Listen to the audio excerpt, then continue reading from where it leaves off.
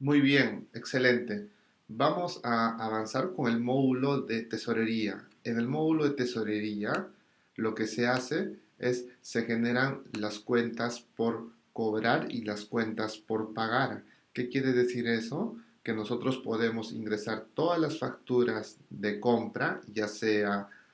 bienes, inmuebles, tangibles, intangibles, servicios, etcétera, etcétera, o productos, o etcétera, agua, luz, internet, mercadería, para poder ser asignados a una forma de pago que puede ser en cuotas, o puede ser por transferencia, o puede ser por efectivo, o por cheques, o débito, o transbank, o su mecanismo de pago que sea definida.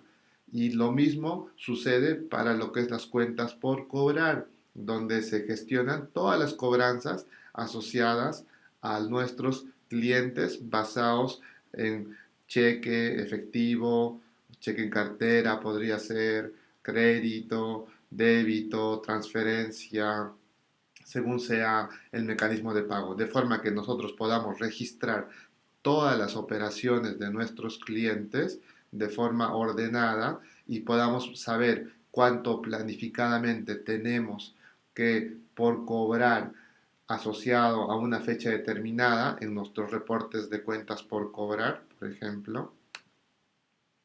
de cuáles están pagadas, cuáles están vencidas, cuál es el periodo de ellas, según un estado o por el RUT del cliente, cuáles son las facturas que nos deben y los plazos asociados, ¿no? Que van indicando los días vencidos, es decir, va restando día a día según sea el caso, y lo mismo que nos pasa en nuestros detalles de cuentas por pagar, donde también tenemos el filtro para poder analizar qué clientes nos deben, desde qué periodo hasta qué periodo y por cuál es el detalle exhaustivo de nuestros clientes y cuál de los proveedores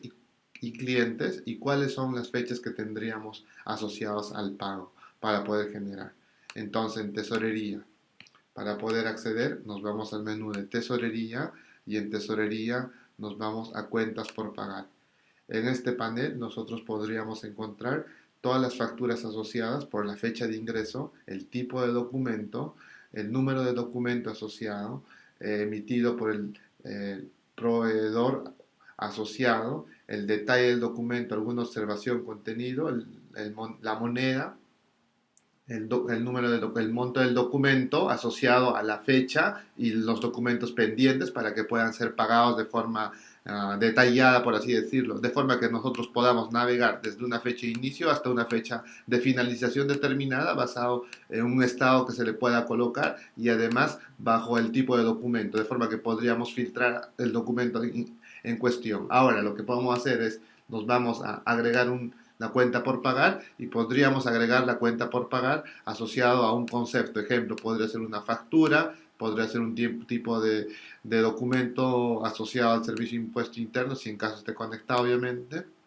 Factura exenta, utiliza qué tipo de IVA utiliza, la cuenta contable con la cual vamos a asociar el documento y acá ponemos el número de documento, ¿no? Entonces, de esta forma nosotros registramos todas las variables asociadas al servicio de impuesto interno de la factura de compra generada, fecha del documento, el monto del documento, neto del documento y la forma de pago, ¿no? Entonces acá le ponemos definir el número de cuotas y las fechas asociadas para que finalmente nos genere la canasta en qué cuotas tenemos pendiente. Una vez generadas, las podríamos pagar. En este caso, si una cuota, si en caso es una cuota, nos va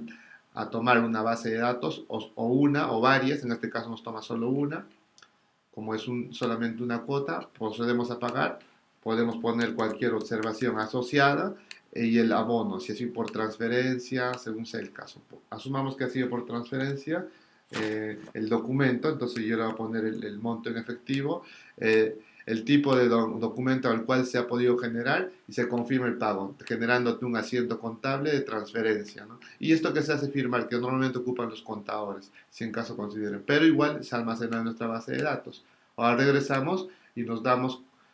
con el mensaje que efectivamente la cuota del cliente que estaba debiendo una cuota ya no la debe, ya lo ha pagado, su totalidad es el documento. ¿Por qué? Porque en el estado nos dice estado de cuenta pagado. Verificamos el documento en cuentas por pagar en reporterías, de detalles de cuentas por pagar,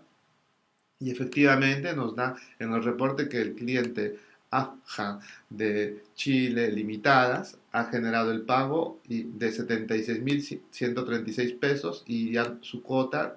de monto que debía se pone a cero. Entonces, de esta forma nosotros registramos todas las operaciones de gestión para poder visualizar a ciencia exacta y precisa cuáles son los compromisos pagados y cuáles son los compromisos no pagados de nuestros clientes de forma periódica por una fecha determinada o por un estado determinado, de forma que nosotros predictivamente proyectamos cuánto nos debe un cliente o varios clientes durante un periodo de fecha determinada. Y lo mismo hacemos con la parte de cuentas por pagar. Podemos visualizar todos los detalles de cuentas por cobrar y por pagar para poder ver también nuestros clientes cuáles son las cuotas o compromisos que tenemos con cada uno de nuestros clientes y los montos asociados a lo que deben. También lo podemos exportar a Excel para poder hacer los filtros correspondientes de verificación en el sentido de que se pueda visualizar tanto los detalles de cuentas por cobrar de nuestros